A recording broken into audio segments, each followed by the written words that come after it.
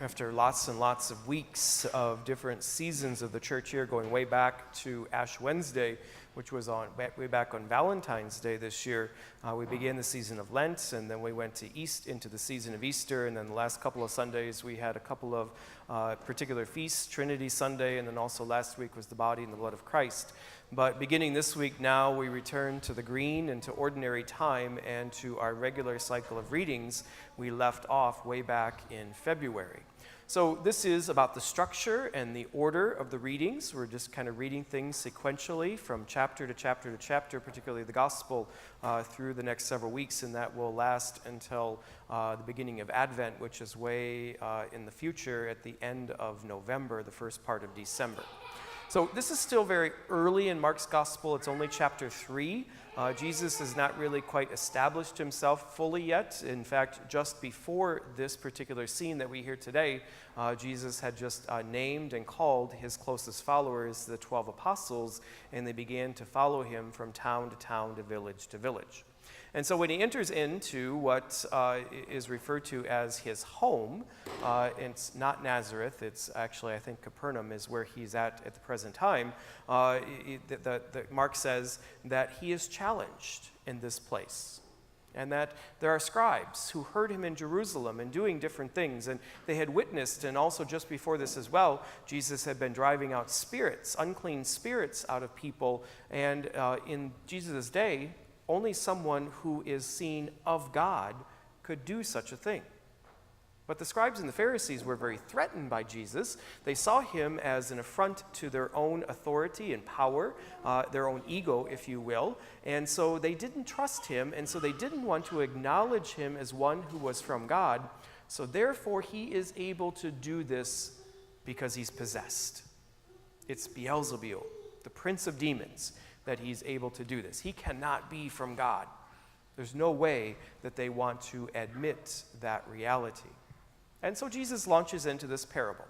You know, a house divided against itself, and how can a strong person be able to, not be able to overcome one who is not stronger than him? And obviously, I'm able to do this, and how can Satan drive out Satan? That just certainly cannot happen. So therefore, I have to be of God. Basically, he in a sense kind of is pointing out the falsehood of their argument and basically saying, they are lying about me. They are not being honest and truthful with you. So that's kind of the setup of what is happening. There's also is this whole kind of interaction with Jesus' family. They arrive from his hometown, and they want to, in a sense, kind of sweep him up and take him home. And I love this line in the gospel, because he's out of his mind. How many people have said that about you before, So it's kind of an interesting kind of little setup of what is happening here. I think the challenge and the lesson that we are presented with in this gospel is the reaction of the scribes and the Pharisees, because it is about dishonesty that is motivating them. And it's really, in a sense, about a lie. They're not being truthful with the people that they are called to lead, because to be truthful and honest would mean that they would have to admit that there is one who is now all of a sudden in our presence who we can learn from. And we're the ones who are used to being teachers. And so, that's a threat to, our ego, our personality, our position, our authority. And there's so many people who are listening to him rather than listening to us. We don't like this guy. So therefore, let's just cut him down. Let's destroy him. Sounds pretty human, doesn't it? And it's no accident that the church, puts this particular gospel reading with what we heard from the book of Genesis today of how sin entered into the world. And Adam and Eve realized what they had done was wrong, and then they tried to hide what they did. They tried to be deceptive, if you will. And then Adam blamed Eve, and Eve blamed the serpent, and it just sort of went downhill from there. Human beings do that all the time. It doesn't make it right, and honesty and truthfulness are important, and I think that gets to the heart of what Jesus is trying to say. That he is from God, and that he is the one who brings this good news into the world. This whole notion of the family, too, is kind of interesting and a little bit strange for people to understand in our day and age.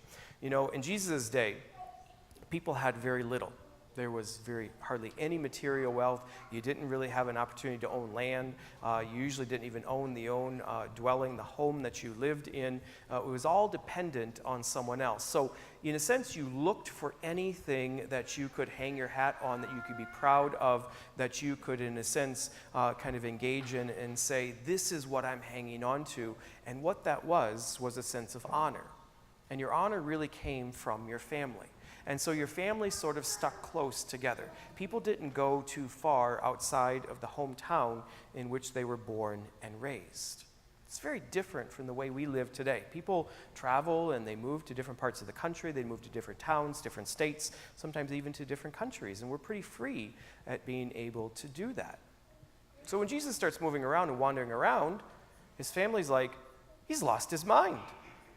He's lost his mind because he is, in a sense, kind of disobeying the family honor and the way that they do things. And so they come to seek him and to kind of take him home, in a sense, not for his own benefit, but to restore their own sense of security and peace. And so Jesus says, well, who are my mother, my brothers, my sisters? It's anyone who does the will of God. That's who they are.